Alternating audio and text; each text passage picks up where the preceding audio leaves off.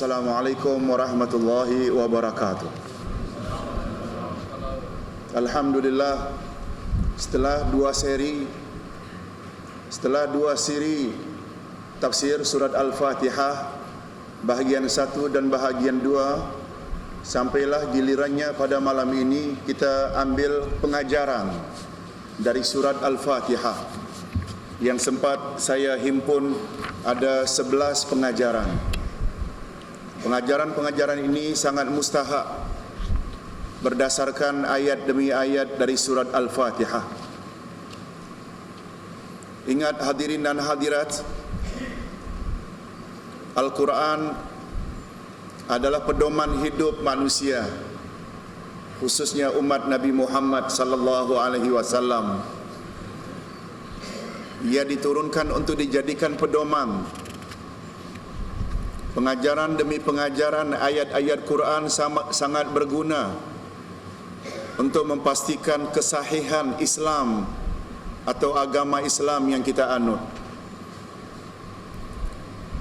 Sebenarnya sungguh banyak keistimewaan yang tersirat di dalam surat Al-Fatihah. Sungguh banyak.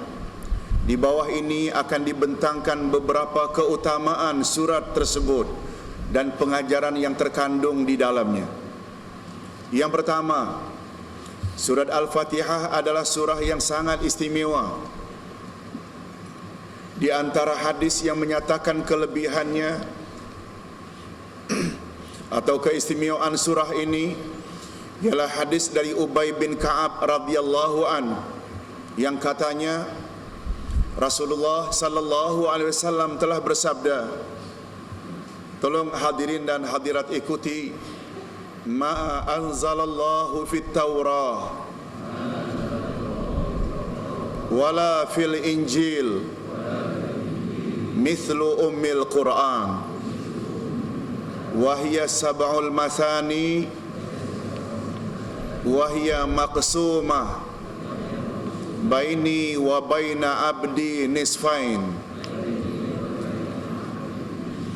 Allah tidak menurunkan di dalam Taurat, juga tidak di dalam Injil seumpama Ummul Al-Quran, yakni Al-Fatihah. Dialah 7 ayat yang diulang-ulang.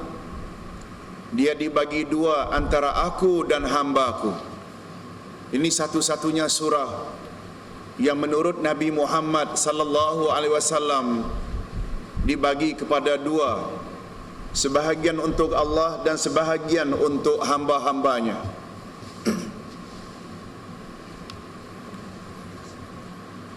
Ini hadis dari Ubay bin Ka'ab, salah seorang sahabat Nabi yang sangat terkenal. Di antara ungkapan Ubay bin Ka'ab, hadirin dan hadirat, kata beliau, tolong ikuti, al-amalul qalilu ala sunnah khairun minal amalil katsiri alal bid'ah. Amal sedikit tetapi ikut sunnah Rasul adalah lebih baik dari amal yang banyak bertumpuk-tumpuk tapi dicampur baurkan dengan bid'ah. Ini kata-kata orang ini nih yang membawa hadis tadi, Ubay bin Ka'ab, salah seorang sahabat terkenal Rasulullah sallallahu alaihi wasallam. Berbahagialah bapa-bapa yang senantiasa terikat dengan sunnah Nabi dalam beramal walaupun sedikit, dibanding orang beramal banyak bertumpuk-tumpuk tetapi tidak ikut sunnah, dicampur baurkan dengan bid'ah. Yang kedua, pengajaran surah Al-Fatihah yang kedua. Surah Al-Fatihah memiliki beberapa nama. Ini menunjukkan betapa pentingnya surah tersebut. Allah sebagai contoh, Allah memiliki 99 nama yang sangat popular. Tetapi dalam akidah kita tidak boleh bataskan nama Allah hanya 99 dalam ilmu akidah. Allah memiliki nama lebih dari 99. Ini ada pembahasan tersendiri. Sebab Nabi Muhammad sallallahu alaihi wasallam pernah bersabda, apa kata Nabi dalam doanya sambil bertawassul? Nanti akan kita sebut dalam pelajaran yang ke-10 atau pengajaran yang ke-10 tentang tawasul. Apa kata Nabi? Ya Allah, ya Tuhanku, aku bertawasul dengan nama-namamu yang engkau sebut dalam kitabmu, dan aku bertawasul kepadamu melalui nama-nama yang engkau beritahu kepada aku, dan aku bertawasul kepadamu melalui nama-namamu yang engkau simpan di dalam khazanah ilmu ghaib yang ada di sisimu. Bahagian akhir ni memberi makna ada lagi nama Allah yang Allah tak sebutkan dalam Quran dan tidak beritahu kepada Nabi. Oleh sebab itu, nama-nama Allah bukan hanya 99 sebagaimana dakwaan banyak orang. Cuma nama itu yang popular 99 betul. Baik, kita sedang membahas tentang nama surat Al-Fatihah. Ada banyak, sebagaimana banyaknya nama-nama Allah, begitu juga banyaknya nama-nama hari kiamat. Ada 19 nama. Setengah ulama akidah menyebut ada 29 nama. Imam Ibnul Qayyim menyebut dalam kitabnya Zadul Ma'ad, Nabi Muhammad punya 57 nama. Dan di dalam bahasa Arab, sesuatu yang apabila namanya banyak, mesti ia menunjukkan betapa pentingnya benda itu. Oleh sebab itu, surat Al-Fatihah di antara namanya ialah surat Al-Fatihah. Karena Al-Fatihah maknanya pembukaan. Buka saja Al-Quran, kita akan nampak surat Al-Fatihah dahulu. Selainnya, dia juga dinamakan As-Salah, sebab salat tidak sah tanpa membaca Al-Fatihah. Ia dinamakan juga dengan surah Alhamdu, yang maknanya pujian, sebab ia diawali dengan Alhamdu. Dia dinamakan juga surat Fatihatul Kitab, permulaan Al-Quran. Ummul Kitab, induk Al-Kitab. Ummul Quran, induk Al-Quran. Al-Quranul Azim, Al-Quran yang Maha Agung. Sab'ul Masani, 7 ayat yang sering diulang. Asy-Syifa, penawar. Ar-Ruqyah, jampi, boleh dibaca pada orang yang sakit, yang insya-Allah dengan izin Allah sembuh. Di dalam salah satu riwayat, itu sebabnya dia dinamakan surah Asy-Syifa. Sebab seorang sahabat pernah tanya pada Nabi, "Ya Rasulullah, saya baru balik dari padang pasir. Ketika sampai di suatu dusun, masyarakat minta saya obati ketua mereka yang sedang sakit. Setelah mereka berusaha tak sembuh-sembuh, lalu saya pun baca surat Al-Fatihah kepada pesakit sambil memohon kepada Allah agar Allah sembuh. Dengan izin Allah sembuh ya Rasulullah. Lalu saya dihadiahkan beberapa ekor kambing. Saya jadi bimbang dua perkara. Apakah mengobati pesakit dengan membaca ayat Quran? Yang kedua, menerima habuan sebagai upah dari membaca dan mengobati pesakit. Halalkah hukumnya? Nabi Muhammad sallallahu alaihi wasallam hanya menjawab, "Sayang betul saya tidak ikut bersama kamu. Kalau tidak juga dapat bahagian kambing." Ulama akidah menyimpulkan bahawa mengobati atau merawat pesakit dengan bacaan Quran boleh, sebab ayat 83 dari surat Al-Isra menyebut, "Wa nunazzilu minal Qur'ani ma huwa shifaa'un wa rahmatul lil mu'minin." Tidaklah Quran itu diturunkan kecuali sebagai rahmat dan penawar untuk orang-orang yang beriman. Quran memang syifa. Dan kebetulan ayat yang dibaca oleh sahabat tadi surat Al-Fatihah. Begitu juga apabila setelah merawat seseorang dengan ikhlas memberi upah, ini juga adalah halal diambil. Sebab Nabi Muhammad sallallahu alaihi wasallam pertama tidak melarang sahabat berkenaan merawat pesakit dengan membaca Al-Quran. Yang kedua, Nabi juga tidak melarang sahabat tersebut makan hasil daripada rawatan tadi. Satu perkara yang perlu diingat, di dalam ilmu usul disebut, satu kaedah adalah haram ke atas Nabi menangguhkan penjelasan ketika diperlukan. Betul tak sahabat yang bertanya tadi memerlukan fatwa halal ke haram? Dengan Nabi tidak sentuh pengharaman itu, maknanya boleh. Itu dalam kaedah. Salah satu daripada nama Al-Fatihah adalah surah Asy-Syifa. Begitu juga ia dinamakan Ruqayyah, jampi. Boleh menjampi seseorang dengan ayat-ayat Quran. Begitu juga dia dinamakan surat Al-Asas, iaitu dasar, basic. Ia dinamakan juga dengan Al-Wafiyah, yang sempurna. Ia juga dinamakan Al-Kafiyah, yang mencukupi. Jadi sungguh banyak nama-nama surat Al-Fatihah. Yang tidak ada surah-surah lain punya nama sebanyak Al-Fatihah. Menunjukkan Al-Fatihah penting tak? Sangat penting.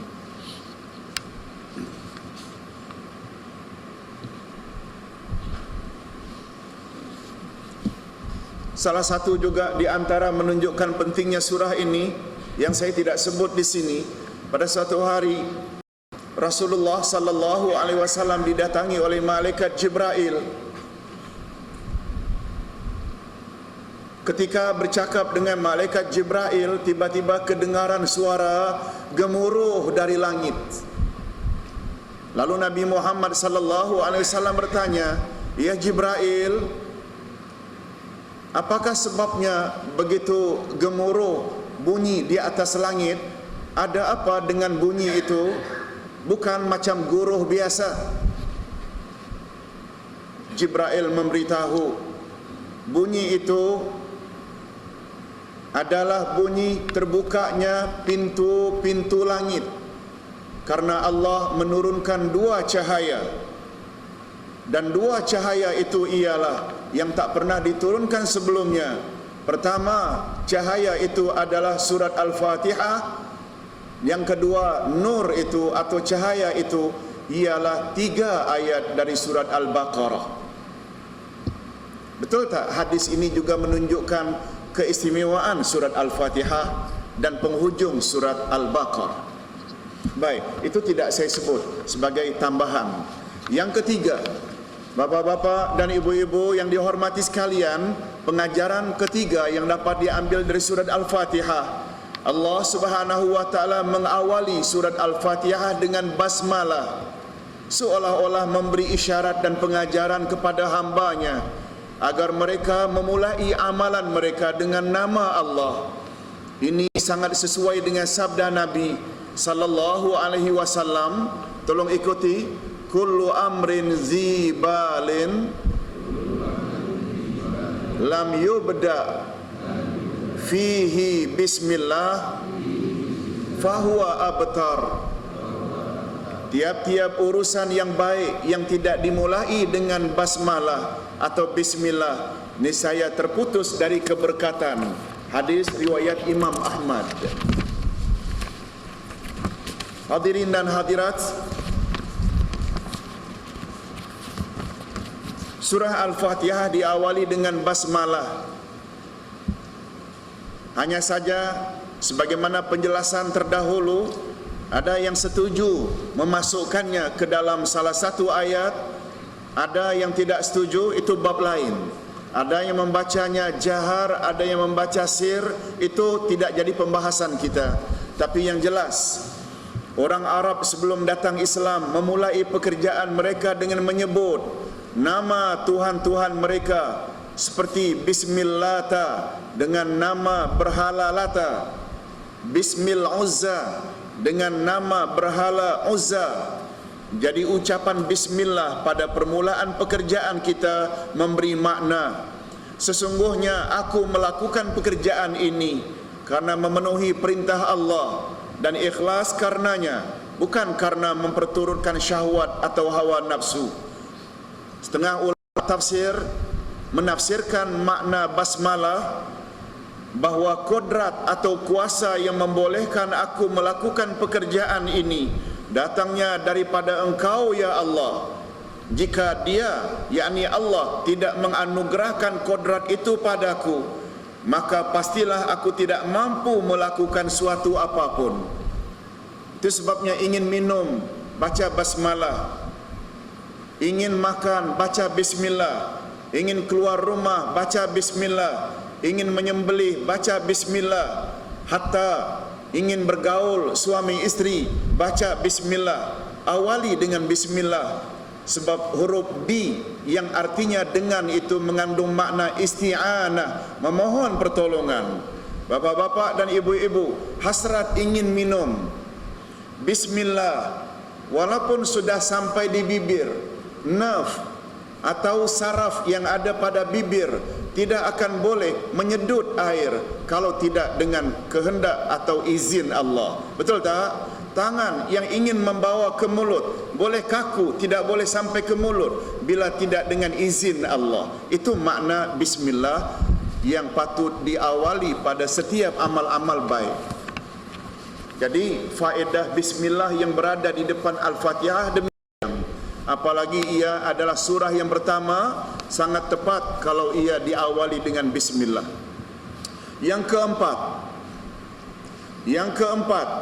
ungkapan hanya kepada Engkau kami menyembah dan hanya kepada Engkau kami memohon pertolongan. Iyyaka na'budu wa iyyaka nasta'in.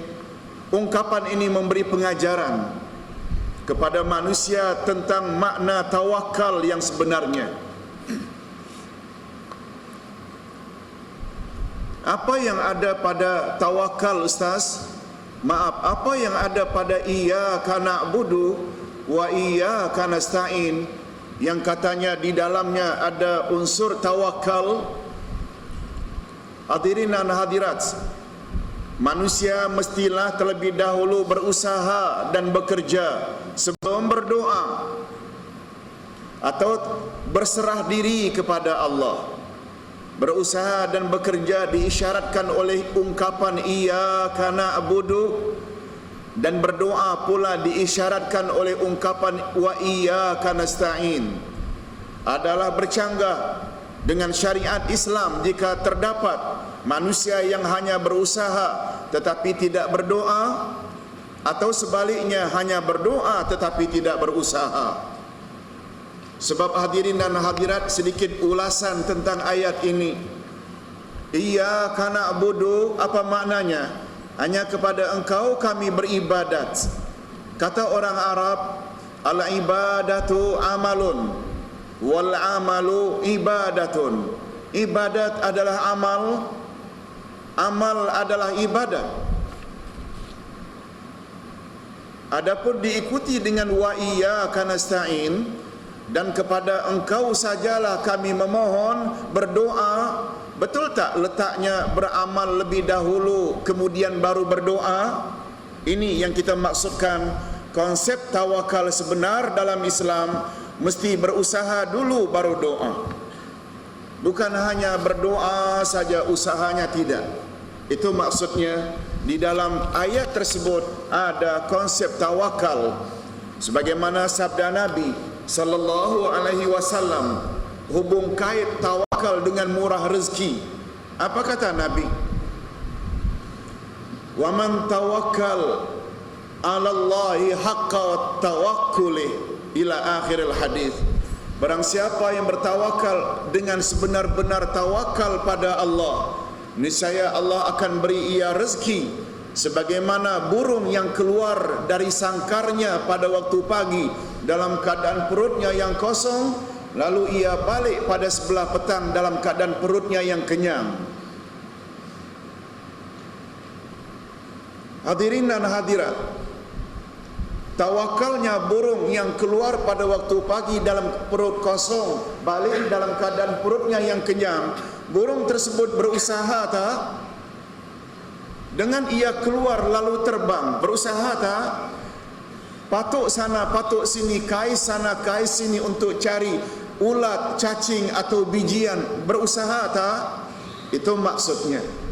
Insan bila berusaha macam berusahanya burung, berusaha dan tawakal pada Allah, mereka akan dapat rezeki. Itu sebabnya dalam buku saya, Kunci Murah Rezeki, saya ada sebut 10 sebab syar'i kita murah rezeki. Bapa-bapa dan ibu-ibu, sebab dalam agama ada dua. Ada sebab tabi'i, ada sebab syar'i. Islam adalah satu agama yang dibina di atas asas atau hukum sebab musabbab.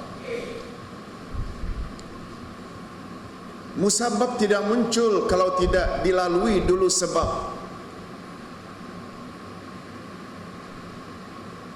Yang di dalam bahasa Inggris disebut cause and effect, sebab akibat. Kenyang tak muncul kalau tak makan dahulu. Makan itu namanya mengambil sebab. Dah mengambil sebab dengan izin Allah baru datang kenyang. Betul tak? Ada hubung kait tak kenyang dengan makan? Ada hubung kait tak sembuh dengan menelan obat? Ada hubung kait tak dengan tambahan ilmu dengan attend kelas? Ada hubung kait tak antara hilang dahaga dengan minum? Itu maknanya ambil sebab. Islam dibina di atas hukum sebab musabbab. Cuma sebab dalam Islam ada dua jenis, sebab tabi'i dan sebab syar'i.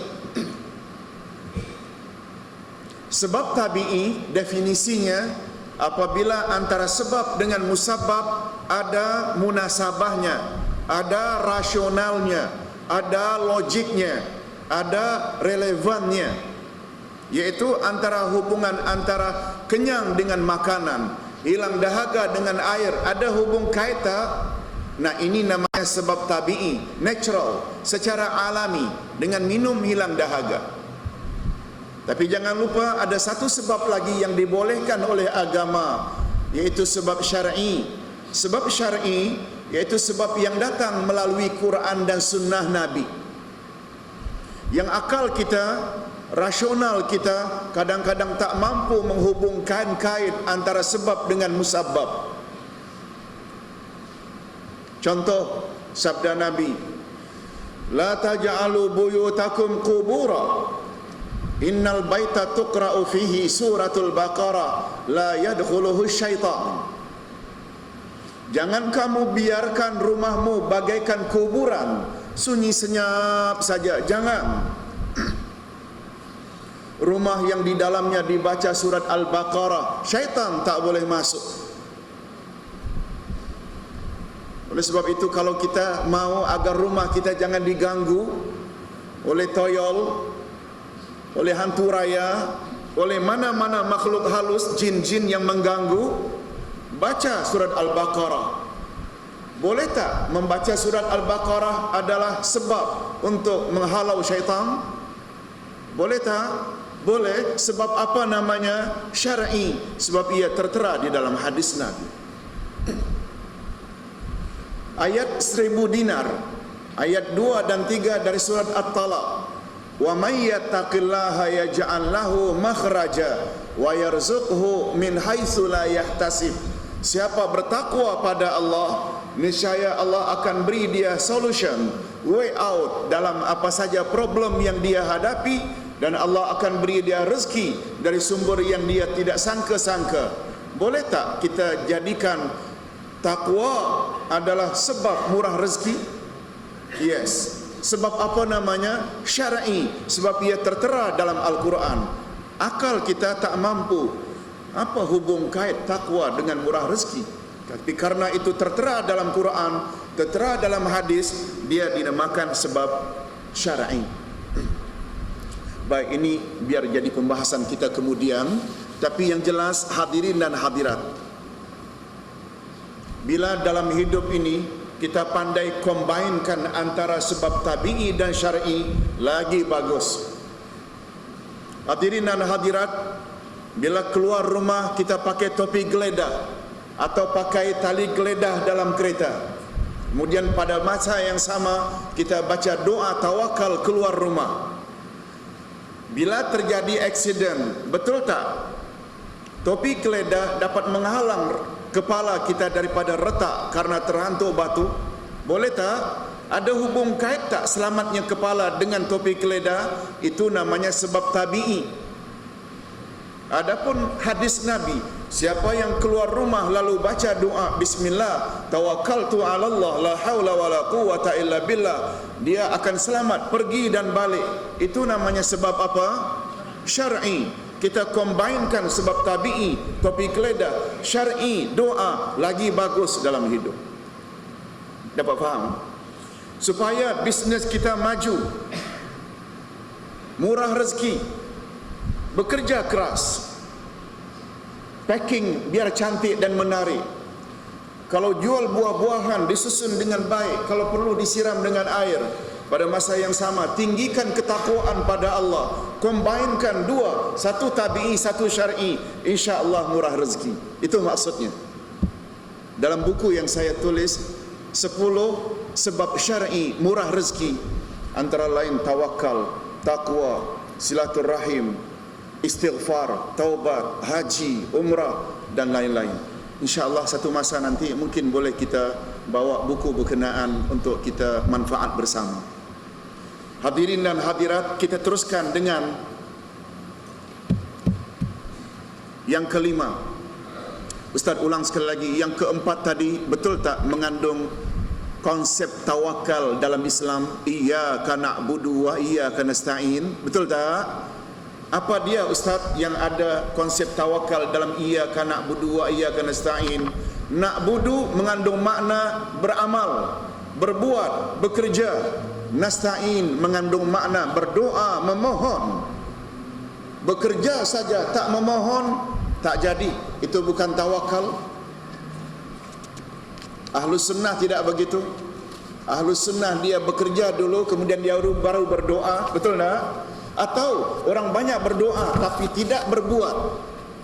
Berdoa minta masuk syurga, salat tidak, puasa tidak, tutup aurat tidak, bergelumang maksiat, bercanggah dengan makna tawakal. Jadi sekali lagi, sebelum kita masuk ke pelajaran yang kelima, tawakal mesti berusaha dahulu. Itu diisyaratkan iyyaka na'budu, tapi berusaha sahaja, beramal tak cukup kalau orang tersebut tidak memohon pertolongan Allah. Bapak-bapak dan ibu-ibu, sesuatunya boleh terjadi, betul tak berkat taufik dan izin Allah? Betul tak dalam keyakinan kita, kehadiran kita pada malam ini dalam Masjid Alwi ini tak boleh sampai tanpa izin Allah?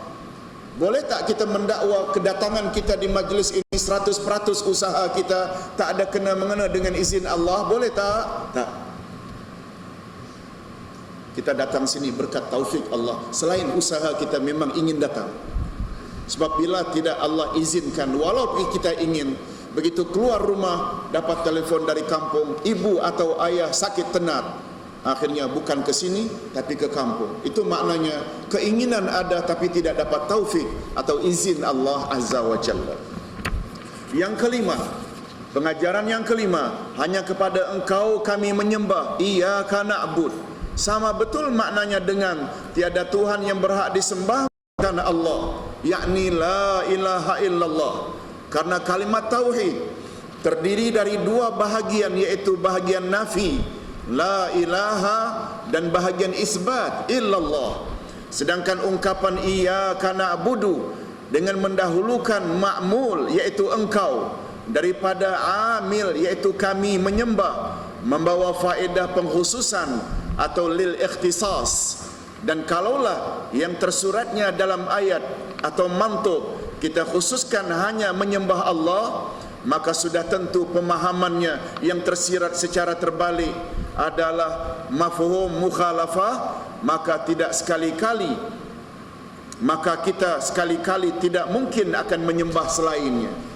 Ustaz kira perkara ini sudah Ustaz jelaskan dalam menjelaskan makna iyyaka na'budu wa iyyaka nasta'in. Bapak-bapak dan ibu-ibu, petunjuk tersebut iyyaka na'budu wa iyyaka nasta'in sama betul dengan makna la ilaha illallah. Ini sungguh banyak dalam Al-Quran isyarat ke arah itu, yaitu sungguh banyak ayat dalam Quran yang senada dengan prinsip ini. Seperti umpamanya, tolong ikuti dalam surat An-Nahl ayat 36. Walaqad ba'asna fi kulli ummatir rasulah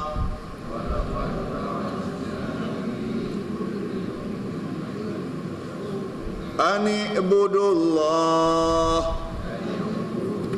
wajtanibut taut. Sesungguhnya kami telah mengutus rasul pada tiap-tiap umat untuk menyerukan sembahlah Allah saja dan jauhilah tagut. Lihat, setelah suruh menyembah Allah, pada masa yang sama kita disuruh menjauhi tagut. Tagut maknanya selain Allah.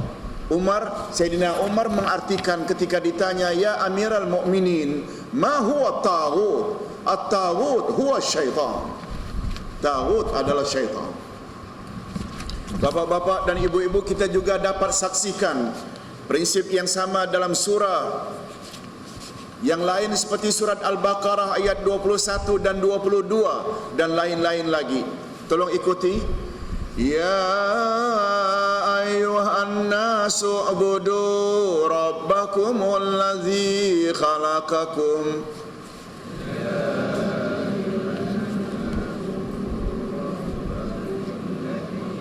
walladzina min qablikum. Hai manusia, sembahlah Tuhanmu yang telah menciptakanmu dan orang-orang yang sebelummu. Dalam ayat ini terdapat perintah Allah, u'budu rabbakum, yakni sembahlah Tuhanmu. Lalu diikuti pula pada ayat berikut, yaitu Al-Baqarah 22, dengan larangan supaya jangan mempersekutukan Allah. Tolong ikuti. Fala taj'alu lillahi andada.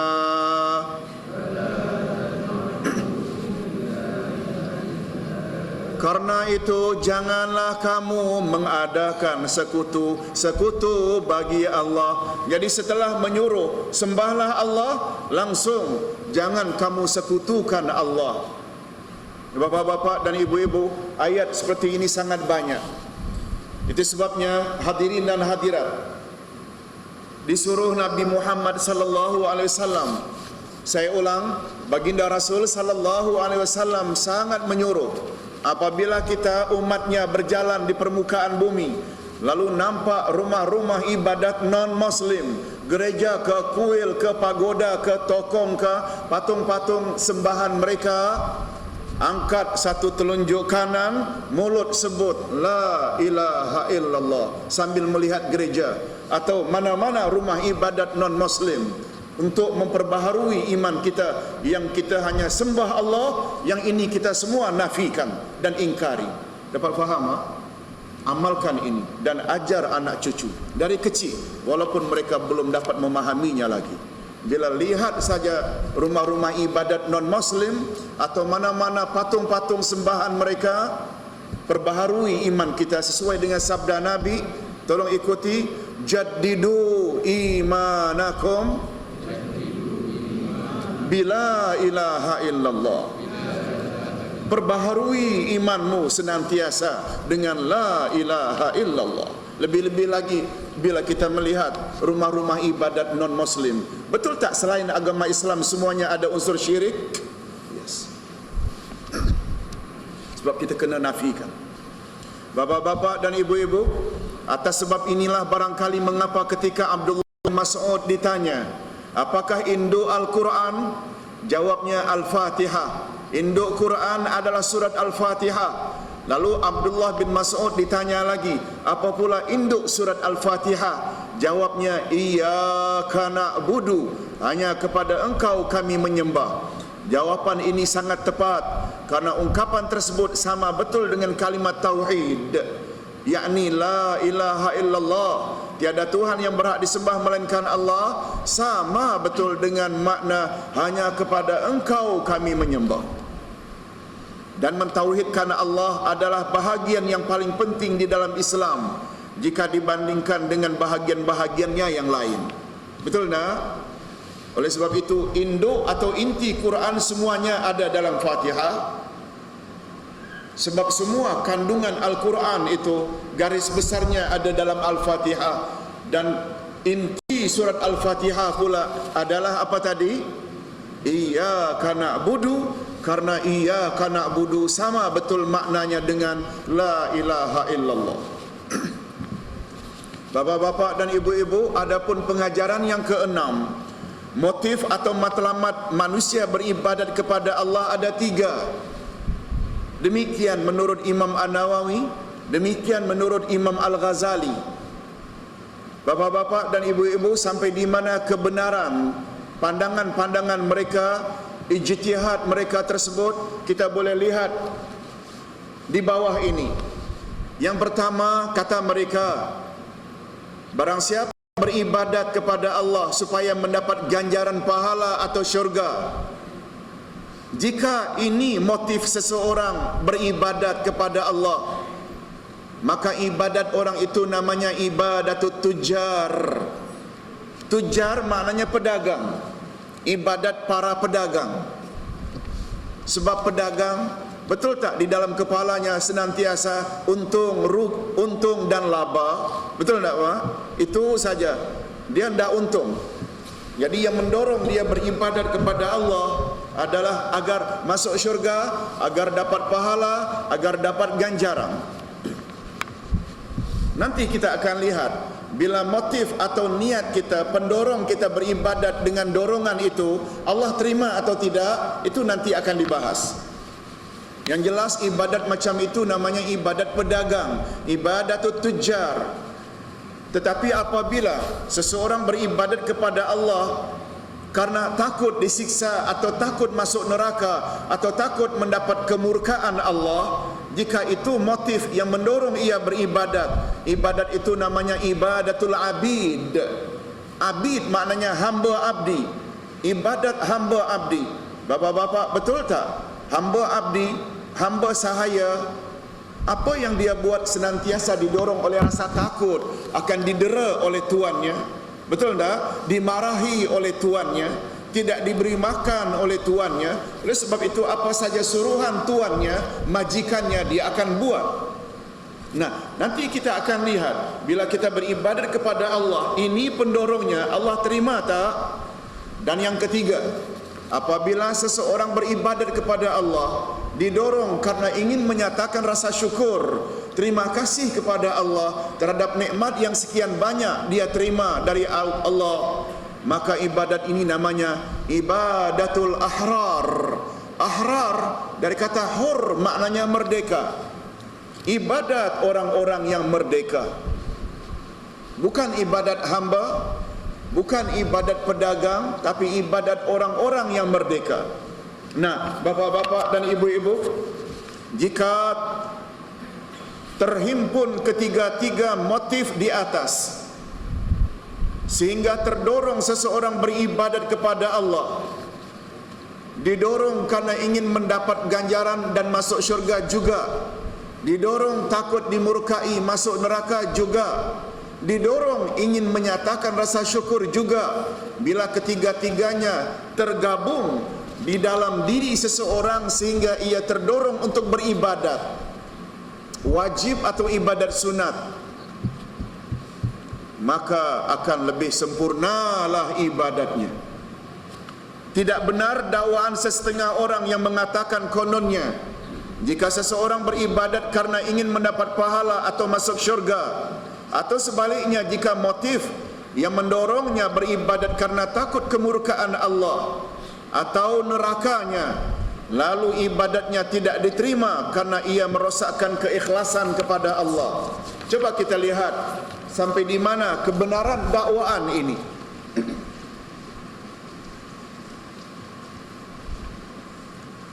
Bapak-bapak dan ibu-ibu pernah dengar tak kata-kata ahli tasawuf, antara lain Rabi'ah Al-Adawiyah, siapa beribadat karena takut neraka, ibadatnya tak diterima sebab itu menjejaskan keikhlasan.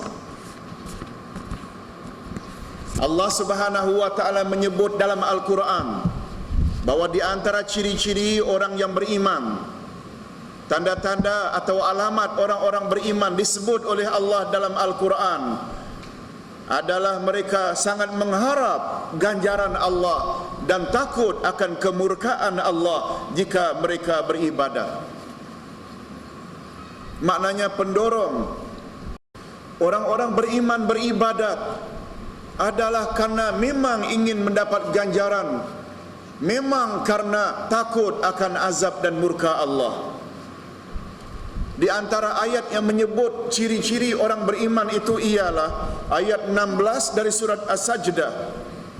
Imam apabila sujud pagi Jumaat biasanya, ayat yang ke-15, betul tak bangunnya imam akan baca tatajafa junubuhum? Betul tak? Tolong bapa-bapa dan ibu-ibu ikuti. Tatajafa junubuhum anil madaji' yad'una rabbahum khawfan wa tama'a wa mimma razaqnahum yunfiqun.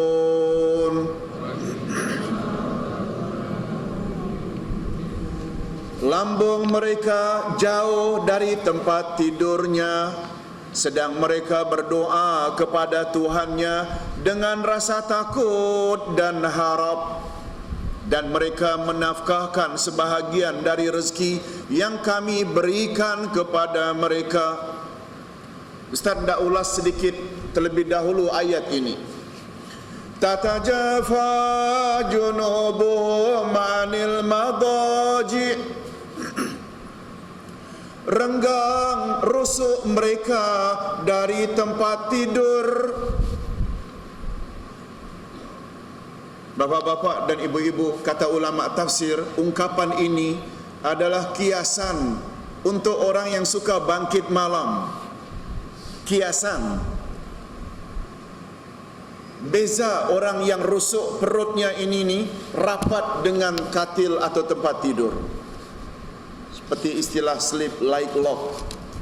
Tidurnya macam balak. Letak jam 9 malam, 9 pagi baru bangun. Itu tidur macam balak. Bila perutnya, rusuknya renggang dari tempat tidur, maknanya ringan bangun malam. Itu kiasan. Kita kena faham bahasa Arab. Kiasan, renggang dia punya lambung, itu perutnya dari tempat tidur, kiasan, suka bangkit malam. Tapi bukan bangkit malam sekedar bangkit, tidak mengencingkan anak ke atau bangun, tidak minum, tidak. Yad'una rabbahum, yad'un di sini doa dengan makna ya'budun. Mereka buat ibadat-ibadat malam, tahajud, witir, baca Quran, doa, itu makna yad'un. Bukan hanya doa, bukan, termasuk amal-amal qiyamul lail. Nah, apa pendorong mereka bangun malam beribadat pada Allah? Disebut khaufan, didorong oleh rasa takut. Takut apa? Takut azab Allah, takut murka Allah, takut neraka Allah, semua boleh.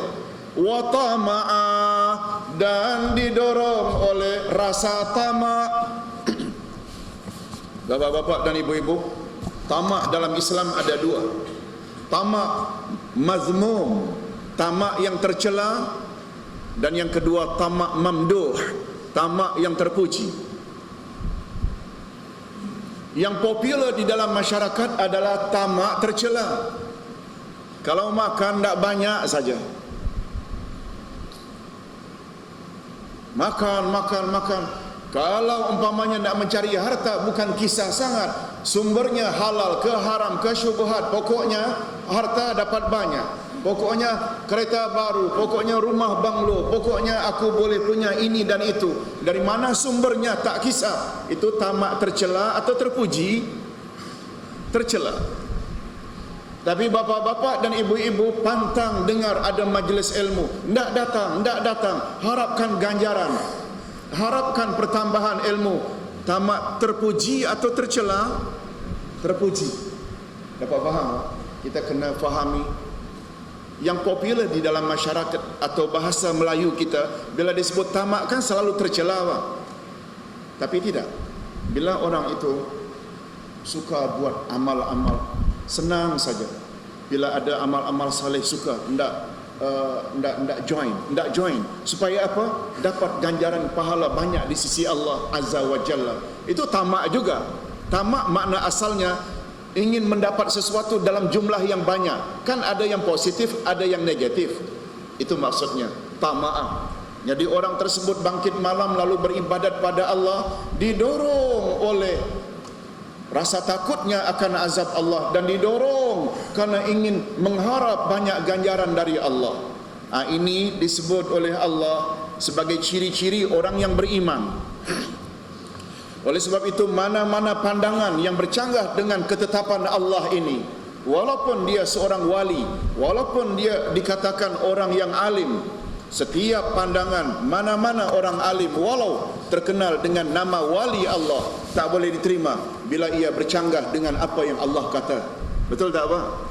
Ini prinsip kita Ahlus Sunnah wal Jamaah. Oleh sebab itu, beribadat didorong karena ingin mendapat ganjaran, boleh, tidak menjejaskan. Beribadat karena takut akan azab Allah juga boleh, tidak menjejaskan keikhlasan. Nah, dalam hal ini Imam Ibnul Qayyim telah mengulas satu ulasan atau analisis yang sungguh cantik. Apa beliau? Ketiga-tiga motif tersebut tersirat di dalam 3 ayat yang masing-masing mendahului ayat Iyyaka na'budu. Apa makna Iyyaka na'budu? Hanya kepada Engkau kami beribadat. Apa 3 ayat yang mendahului Iyyaka na'budu? Pertama, Alhamdulillahirabbil alamin. Yang kedua, Ar-Rahmanir Rahim. Yang ketiga, Maliki Yaumiddin. Nah, apa petunjuk yang ada di dalam Alhamdulillahirabbil alamin? Segala puji bagi Allah Tuhan sekalian alam. Tersirat di dalamnya unsur kesyukuran. Bapak-bapak dan ibu-ibu, betul tak? Bila kita ingin menyatakan rasa syukur dan terima kasih, kita selalu sebut Alhamdulillah. Betul tak? Itu motif utama kita beribadah.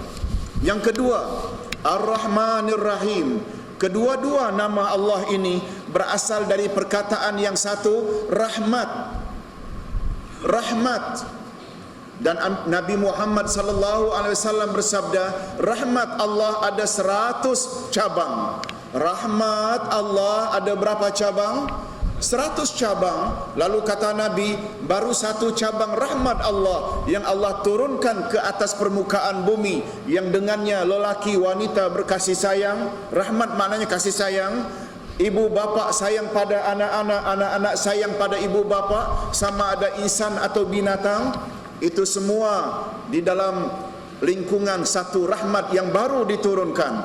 Sedangkan 99 cabang rahmat Allah tangguhkan pemberiannya di akhirat nanti, khusus untuk orang-orang yang beriman sahaja. Lalu bapak-bapak dan ibu-ibu, kita mengharap tak rahmat Allah di akhirat nanti, yang kalau ada sedikit dosa lalu Allah ampunkan, kalau sedikit-sedikit amal kurang sempurna lalu Allah terima juga. Itu semua di dalam rahmat Allah. Kita mengharap tak? Ar-Rahmanir Rahim mengandung unsur atau isyarat ibadatmu juga, selain mengandung motifnya ingin mensyukuri nikmat Allah, juga ingin atau mengharap akan rahmat Allah. Itu dah 2 dah. Maliki Yaumiddin, raja pada hari pembalasan. Nah, di dalam ayat ini perasaan gerun dan takut akan siksaan dan azab Allah.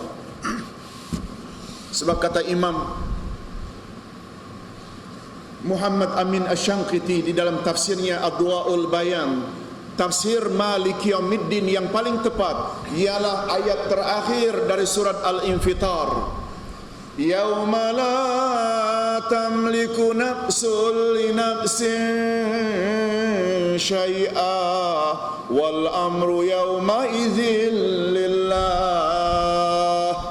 Hari pembalasan adalah suatu hari yang tidak boleh satu diri menolong diri yang lain sedikit pun. La tamliku nafsun li nafsin. Lalu dimelayukan menjadi apa-apa? Hidup nafsi-nafsi. Yauma la tamliku nafsun li nafsin syai'a. Ibu bapa tak boleh bantu anak-anak, anak-anak tak boleh bantu ibu bapa, isteri tidak bantu suami, suami tidak boleh bantu isteri. Betul tak itu maknanya? Dan segala urusan di hari itu hanya terletak di tangan Allah. Timbul tak?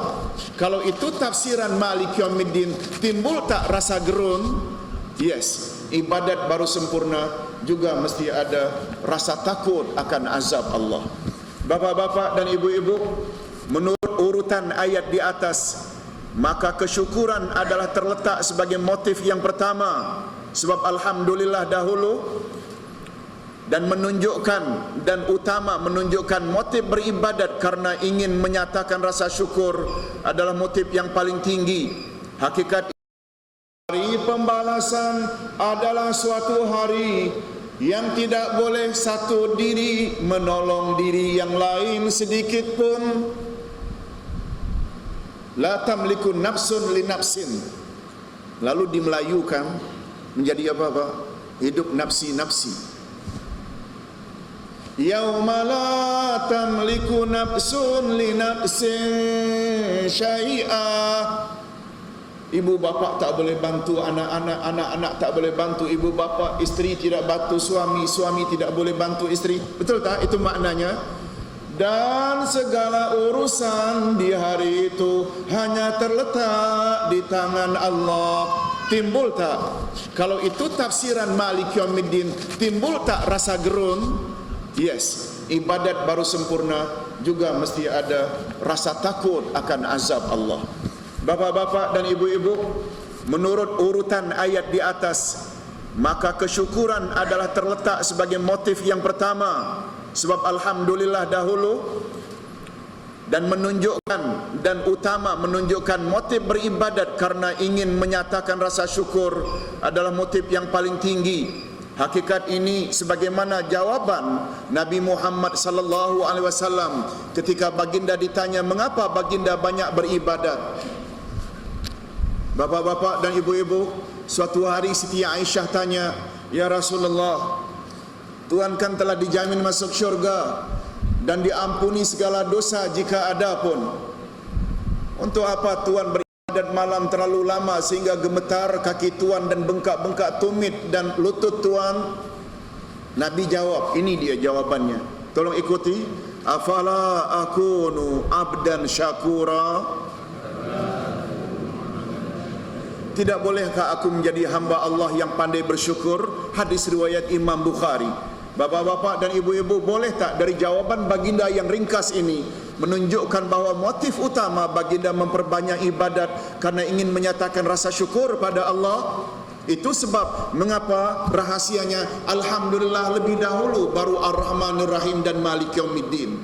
Tetapi tidak boleh mendakwa bila kita beribadat karena takut azab Allah, karena mengharap rahmat Allah, kononnya menjejaskan kesyukuran. Malah terbalik, jika selain unsur syukur juga mengharap rahmat dan masuk syurga, juga takut akan azab Allah, membuat ibadat kita lagi sempurna.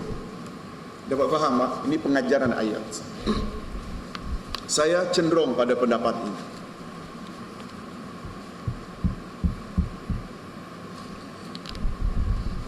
Beribadat kepada Allah bila pendorongnya karena takut pada Allah dikatakan ibadat hamba. Bapak-bapak setuju tak kalau Ustaz katakan kita memang hamba Allah pun? Betul tak Pak? Apa salahnya? Kita memang hamba Allah pun. Apalagi yang namanya Abdullah, yang namanya Sadiq, yang namanya semua kita hamba Allah. Siapa yang taat pada Allah, semua hamba Allah. Apa salahnya? Kita memang hambanya pun. Betul tak Pak? Tak usah kita berbohonglah. Kita semua memang mengharap masuk syurga dan ganjaran pahala. Betul tak Pak? Mengapa kita mesti bohong hati kecil kita yang memang mengharap? Oleh sebab itu, penjelasan analisis ini oleh Imam Ibnul Qayyim sangat cantik untuk kita kenang selalu. Tapi namun demikian, motif utama adalah karena ingin menyatakan rasa syukur pada Allah. Nanti kita akan bawa di Masjid Putra tafsir dari surat-surat pendek, yaitu inna a'tainakal kautsar, sesungguhnya kami telah berikan pada engkau nikmat yang banyak, fasalli li rabbika wanhar. Oleh sebab itu dirikan salat kepada Tuhanmu sahaja. Betul tak salat itu disuruh setelah Nabi Muhammad diberi anugerah yang banyak? Ada hubung kait tak antara mensyukuri nikmat dengan ibadat salat? Ada tak? Itu di antara. Bapak-bapak dan ibu-ibu yang dihormati sekalian, adapun pengajaran yang ketujuh, memohon hidayah, tunjukilah kami ke jalan yang lurus, ihdinas siratal mustaqim, merupakan doa yang paling kerap dibacakan oleh umat Islam seharian, melebihi doa-doa yang lain. Kita mesti membacanya minimal 17 kali dalam sehari, karena solat 5 waktu mengandungi 17 rakaat. Oleh itu kita mestilah memahami apakah jalan yang lurus yang kita minta itu. Allah Subhanahu wa taala dan Rasulnya sallallahu alaihi wasallam telah menjelaskan bahwa jalan yang lurus itu ialah jalan yang telah ditempuh oleh orang-orang yang telah mendapat nikmat kepada Allah. Mereka adalah para nabi, para siddiq, para syuhada dan para salihin. Bukan jalan orang yang dimurkai, yaitu Yahudi, dan bukan pula jalan orang yang sesat, yaitu Nasrani. Ustaz tidak jelaskan lagi, sebab ini dah dijelaskan pada kertas 2. Betul tak, Pak? Sekarang kita hendak ambil pengajaran. Nah, ekoran daripada itu, penjelasan atau penafsiran jalan yang lurus ialah jalan yang telah ditempuh oleh orang-orang yang Allah telah beri nikmat, dijelaskan oleh ayat sesudahnya, siratal ladzina an'amta 'alaihim. Kemudian kesamaran yang ada di dalam ayat tersebut, siratal ladzina an'amta 'alaihim, siapa gerangan orang yang telah Allah beri nikmat dan perjalanan merekalah yang mendapat jalan yang lurus. Ditafsirkan lagi oleh ayat 69 dari surat An-Nisa, mereka adalah nabi-nabi, siddiq-siddiq, syuhada dan salihin. Maka kesimpulannya, berdasarkan keterangan ayat 69 An-Nisa itu, bahwa di antara orang yang telah mendapat anugerah nikmat Allah adalah as-siddiqin. Betul tak? Di antaranya as-siddiqin, dan orang yang telah mendapat gelaran as-siddiq di kalangan umat Islam, umat Nabi Muhammad sallallahu alaihi wasallam. Menurut pandangan Ahlus Sunnah wal Jamaah ialah Abu Bakar As-Siddiq pada peristiwa Isra dan Mi'raj. Jadi secara tersirat ayat di atas menunjukkan kesahihan kekhalifahan Abu Bakar As-Siddiq, karena kita disuruh agar memohon untuk mendapat jalannya. Dan ini menunjukkan bahawa jalan yang telah ditempuh oleh Abu Bakar adalah termasuk jalan yang lurus yang kita juga patut ikuti. Ingat selalu bapak-bapak dan ibu-ibu, khususnya kita yang berfahaman Ahlus Sunnah wal Jamaah, setelah Nabi membuat statement umatku akan berpuak-puak jadi 73 puak, 72 daripada 73 masuk neraka kecuali 1. Ketika Nabi ditanya, ya Rasulullah, manhum, siapakah mereka golongan yang 1 itu? Nabi jawab, ma ana alaihi wa ashabi, mereka yang berada sebagaimana aku berada di atasnya dan juga sahabat-sahabatku. Kita yang berfahaman Ahlus Sunnah wal Jamaah, setuju tak kalau letakkan Abu Bakar sahabat Nabi nomor 1? Betul tak, Pak? Selain daripada nomor 1 orang dewasa memeluk Islam, nomor 1 membenarkan Nabi Isra Mi'raj, nomor 1 dalam ranking 10 sahabat garanti masuk syurga. Betul tak? Abu Bakar nomor 1. Itu memberi isyarat bahawa jalan Abu Bakar adalah jalan yang juga patut kita ikuti sebagai Ahlus Sunnah wal Jamaah. Termasuk wasiat baginda sebelum wafat, antara lain, man ya'ish minkum fasayara ikhtilafan katsira, alaikum bisunnati wa sunnatil khulafa rasyidin al-mahdiyyin min ba'di addu 'alaiha bin nawajiz. Siapa di antara kamu yang usianya panjang akan lihat banyak perbalahan pada akhir zaman. Kamu ingin selamat pada zaman itu, ikuti saja sunnahku dan sunnah Khalifah Ar-Rashidin sesudahku. Betul tak Khalifah Ar-Rashidin nomor 1 Abu Bakar As-Siddiq? Maknanya ayat ini memberi isyarat, walaupun nama Abu Bakar tidak disebut. Ini yang kita maksudkan pengajaran. Bapak-bapak dan ibu-ibu, adapun pengajaran ke-9, maaf, ke-8 sudah tadi. Sekarang ke-9. Iya. Adapun ke-9, adapun firman Allah di dalam surat Yasin, tolong ikuti. Wa ni'buduni hadza siratum mustaqim.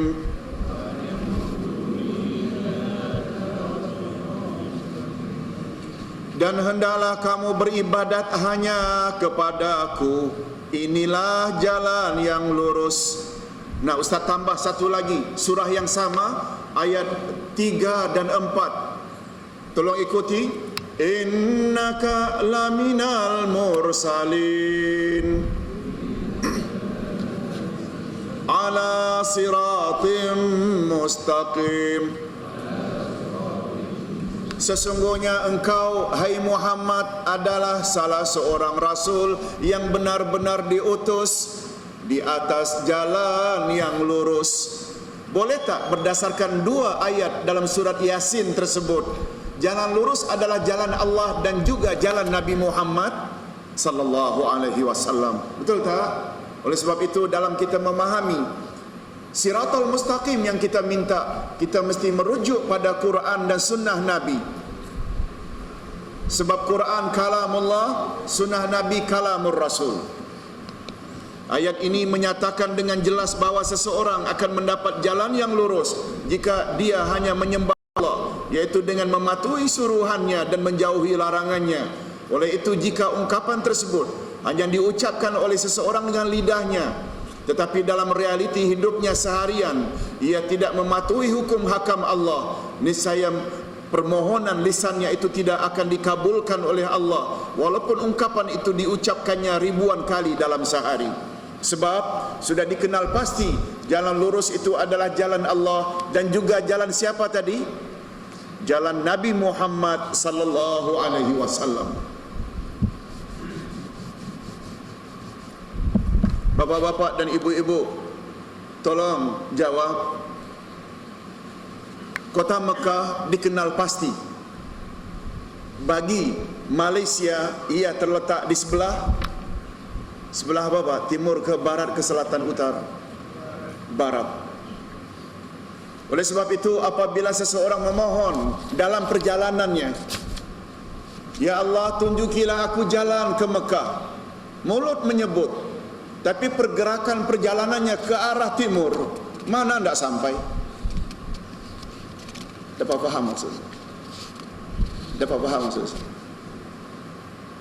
Bila ke arah timur, kita bergerak dari Malaysia, akan jumpa Tokyo, Hong Kong, Korea, bukan Mekah. Dapat faham maksudnya? Kalau sudah dikenal pasti huruf Maghrib itu, mengapa kita menyembah atau ibadat menghadap ke arah barat? Mengapa? Bukan baratnya, tapi karena Mekah itu, Kaabah itu ada terletak di sebelah barat kita Malaysia. Betul tak? Barulah kita akan sampai ke Mekah bila kita selain berdoa tunjuki kami jalan ke Mekah, pada masa yang sama kita bergerak mesti menuju ke arah barat agar sampai ke Mekah. Sekarang mohon ihdinas siratal mustaqim, dikenal pasti siratal mustaqim jalan Allah, jalan Rasul. Mohon saja, tapi Quran tak dihiraukan, tak dijadikan pedoman, sunnah Rasul diketepikan, mana ndak kabul siratal mustaqim. Dapat faham maksudnya? Jadi memohon agar ditunjuki jalan ke Mekah, tapi bergerak menuju ke arah timur, kita akan jumpa Jepun, bukan Mekah. Macam itulah lebih kurang gambarannya.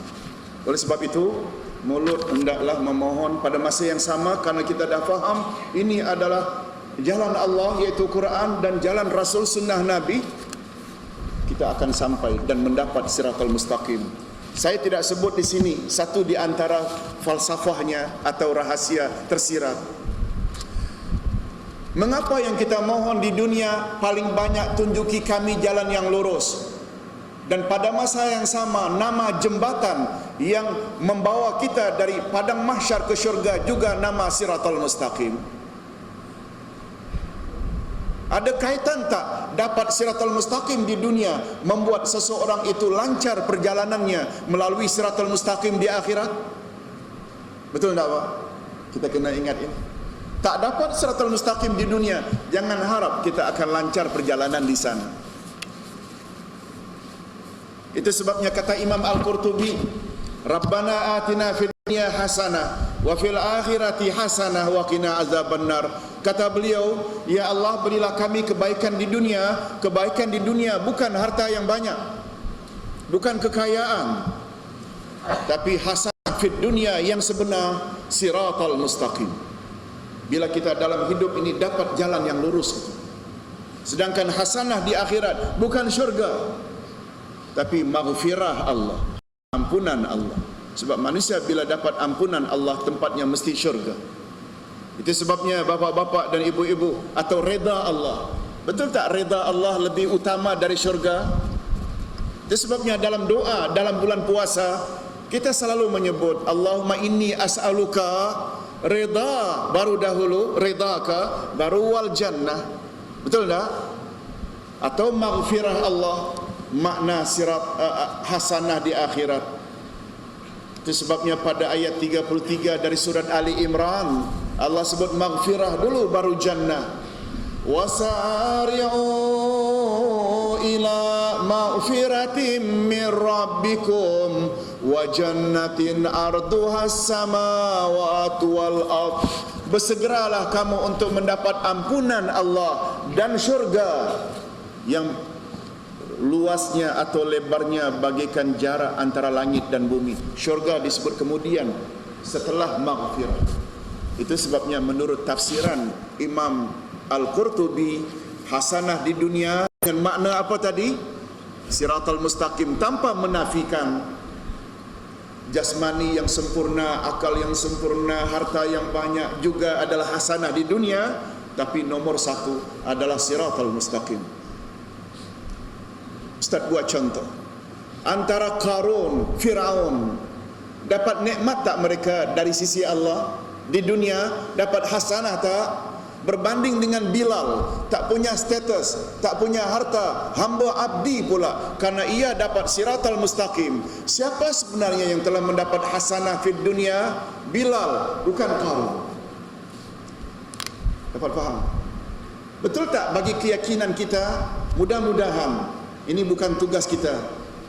Perjalanan Bilal di akhirat nanti lancar ketika meniti Siratal Mustaqim sebagaimana yang diisyaratkan oleh Rasul sallallahu alaihi wasallam. Karena apa? Lancar di sana karena dapat Siratal Mustaqim ketika di dunia. Mustahak tak kalau begitu memahami makna Siratal Mustaqim? Mustahak. Bapak-bapak dan ibu-ibu, kita teruskan sedikit lagi. Yang keberapa sekarang, Pak? Yang ke-10. Tawasul terbagi kepada dua jenis, iaitu tawasul masyru', tawasul yang diperbolehkan, dan tawasul mamnu', tawasul yang dilarang. Tawasul maknanya mendekatkan diri kepada Allah dengan perantaraan sesuatu sebelum memohon kepada Allah. Tawasul wujud dalam Islam. Kita tak boleh kata tak boleh bertawasul. Cuma cara yang paling tepat kita bagi dulu, terbagi dua. Sebagaimana ta'zim, bapak-bapak dan ibu-ibu mengagung-agungkan, menyanjung dan membesarkan Rasulullah. Disuruh tak dalam agama? Disuruh tak? Supaya jangan tersalah mengagungkan Rasulullah. Ta'zim Rasulullah terbagi dua, ta'zim masyru' dan ta'zim mamnu'.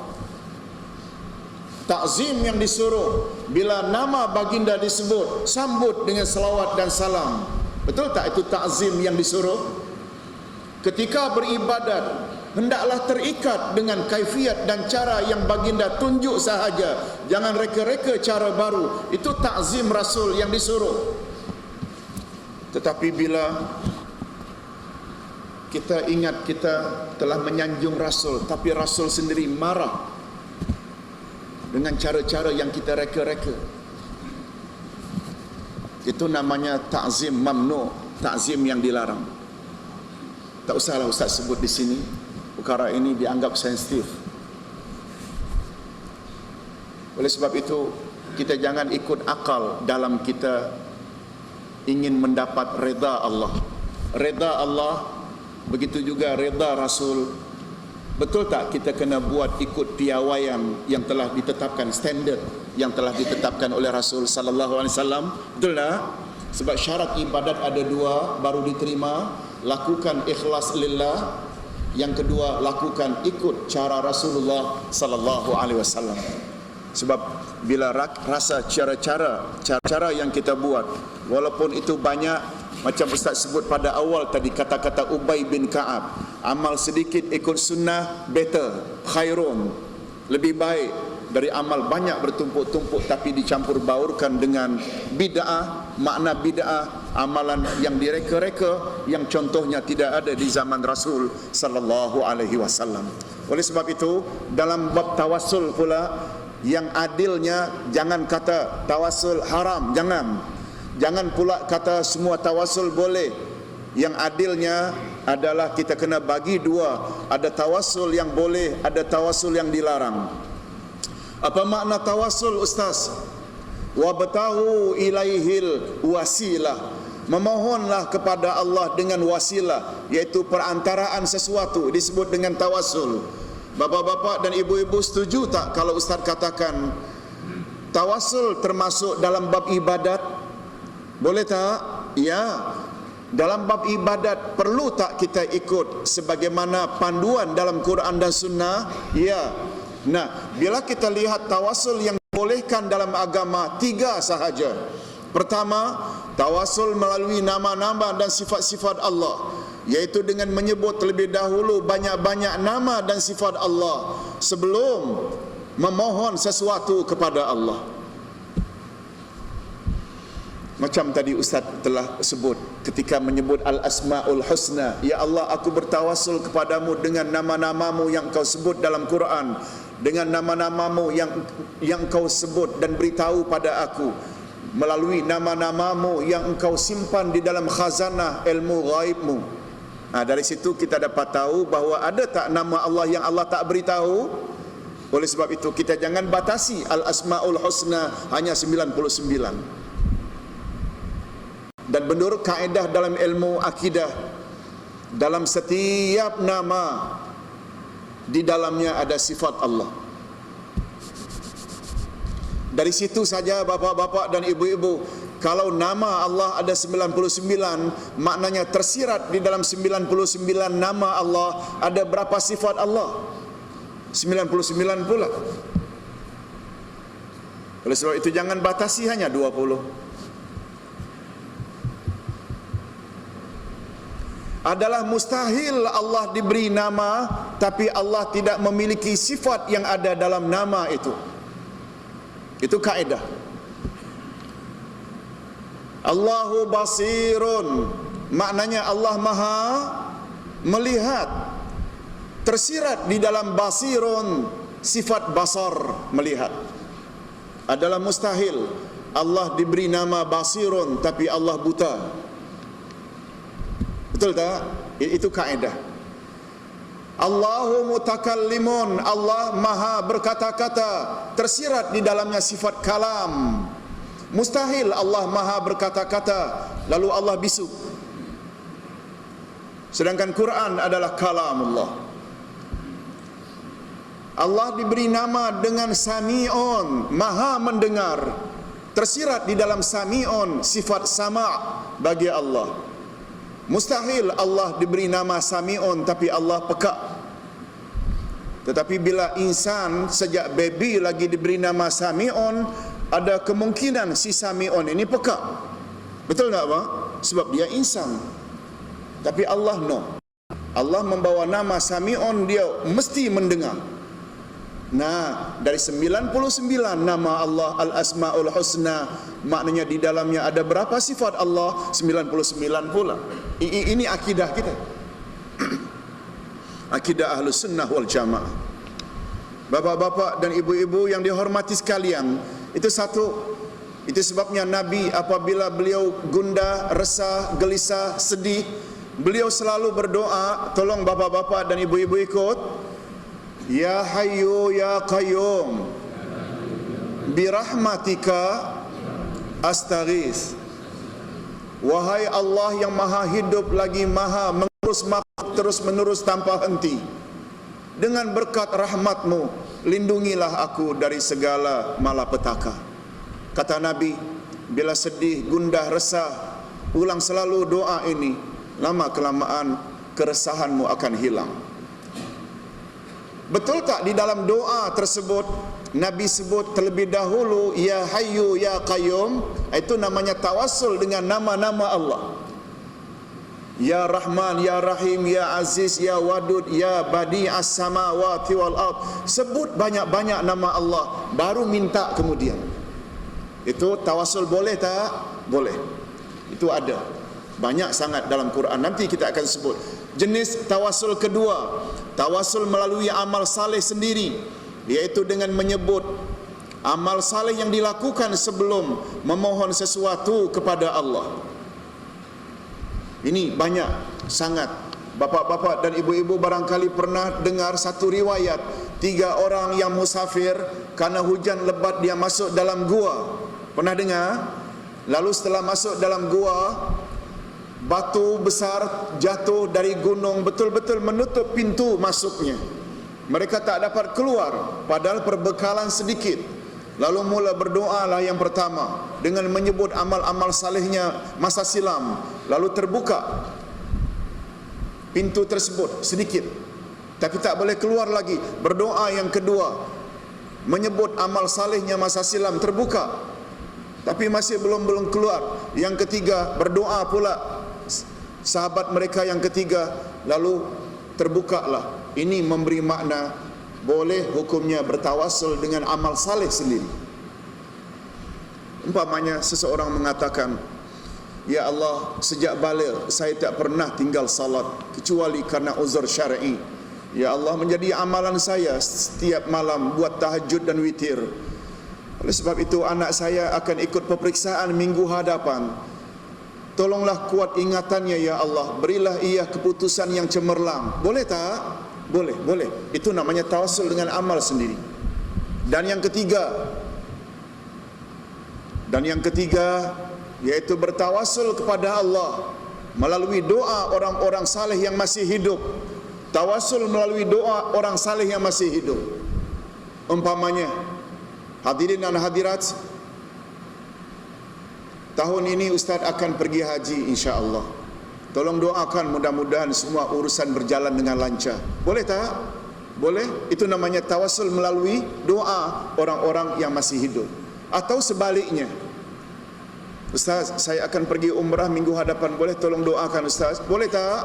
Boleh. Sama ada dari guru kepada murid atau murid pada guru.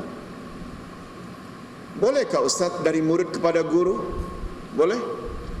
Sebab pada suatu hari ketika Umar ibn al-Khattab akan pergi umrah, beliau jumpa baginda Rasul sallallahu alaihi wasallam. Ya Rasulullah, saya bercadang akan pergi umrah ke Mekah esok. Apa kata Nabi? Silakan wahai Umar, walakin la tansani fi du'aik. Jangan lupa ya, doakan aku sesampainya di sana. Tolong doakan aku sesampainya di sana. Betul tak kedudukan Rasul lebih tinggi dari Umar? Nah, ini di antara hujah. Bukan saja murid minta tolong guru doa, guru minta murid doa pun boleh dalam agama. Yang penting masih hidup. Tapi terhadap orang-orang alim macam mana pun yang sudah meninggal dunia, no.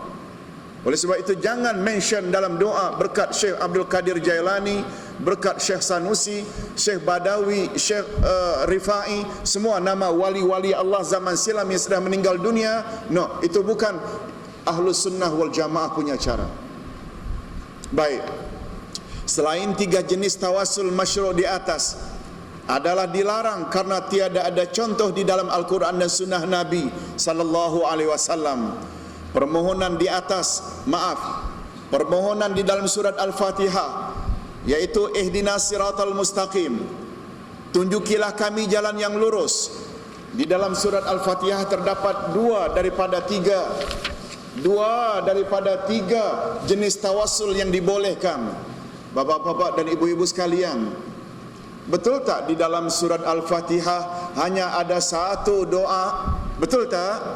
Ada satu permohonan, betul tak? Apa dia? Tunjuki kami jalan yang lurus. Itu doa kita.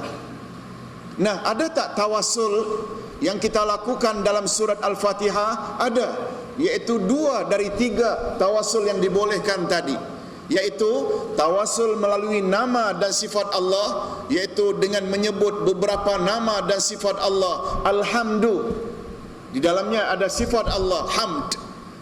Lillah, Allah sendiri. Rabbil Alamin, Ar-Rahman, Ar-Rahim, Malik, semuanya merujuk kepada nama atau sifat siapa? Allah Azza wa Jalla. Dan juga yang kedua, kita juga pernyataan atau pengakuan amal saleh. Iyyaka na'bud, hanya kepada Engkau saja kami beribadat. Wa iyyaka nasta'in, dan hanya kepada Engkau saja kami memohon. Itu adalah pernyataan ibadat kita kepada Allah sahaja, tidak kepada yang lain. Nah, kedua-duanya adalah jenis tawassul. Setelah itu baru tunjuki kami jalan yang lurus. Jadi surat Al-Fatihah mengandungi pengajaran bagaimana seharusnya cara kita memohon kepada Allah agar doa kita lekas dikabulkan olehnya. Nah, yang terakhir, Al-Fatihah membagi manusia kepada tiga golongan. Maaf, ini tersalah, bukan B dulu, patutnya. Mengapa jadi begini? A. Golongan pertama, adalah golongan mukminin. Ini diisyaratkan oleh siratal ladzina an'amta alaihim, yaitu golongan yang mendapat nikmat. Betul tak? Ini adalah tafsiran dari siratal mustaqim. Ya. Yang kedua, golongan B adalah Yahudi. Ini sebagaimana jawaban Nabi ketika ditanya, "Ya Rasulullah, kita minta dilindungi dari orang yang dimurkai. Manhumul maghdubu alaihim?" Siapa al-maghdubi alaihim itu? Nabi jawab, "Al-maghdubu alaihim humul Yahud." Dan golongan ketiga, C, yaitu Nasrani, Kristian. Ini diisyaratkan oleh ayat Ad-Dhalin. Kita juga minta agar Allah lindungi daripada golongan yang sesat, Walad-Dhalin. Karena Nabi ketika ditanya, "Man humud dhalun?" Siapa golongan yang sesat yang kita minta agar dijauhi dari perjalanan mereka? Nabi jawab, "Ad-dhalun humun Nasara." Nah, bapak-bapak dan ibu-ibu, apa pengajaran dari ayat ini? Faktor yang membezakan antara tiga golongan di atas ialah ilmu dan amal. Ilmu dan amal. Mukminin memiliki kedua-duanya, yaitu ilmu yang hak dan amal yang saleh. Itulah sebabnya mereka diredai Allah seperti empat golongan di atas. Bapak-bapak dan ibu-ibu, betul tak? Nabi-nabi, siddiq-siddiq, siddiqin, syuhada dan salihin, semua mereka itu orang yang ada knowledge, yang ada ilmu, lalu mereka mengamalkan apa yang mereka tahu. Betul tak? Itu memberi isyarat mereka adalah orang yang ada ilmu dan ada amal saleh. Sebab kalau tidak begitu, Allah tak akan reda pada mereka. Apalagi salafus saleh berkata, tolong ikut kata-kata salafus saleh. Apa kata salafus saleh? Al-ilmu muqaddamun 'alal qaul wal amal. Ilmu hendaklah didahulukan daripada bercakap dan beramal. Bapak-bapak dan ibu-ibu, betul tak? Bila ada orang bercakap tidak berdasarkan ilmu, betul tak? Bukan saja dia yang sesat, tapi boleh menyesatkan orang lain. Betul tak? Ilmu mesti dahulu sebelum bercakap. Mesti ada knowledge dulu, prepare dulu. Begitu juga beramal. Jangan amal saja, knowledge mesti ada, baru amal itu betul. Itu semua amalan para nabi, para sahabat. Allah mengutuk orang yang bercakap tapi tidak berbuat. Bapa-bapa dan ibu-ibu, itulah sebabnya mereka diredai Allah seperti 4 golongan di atas.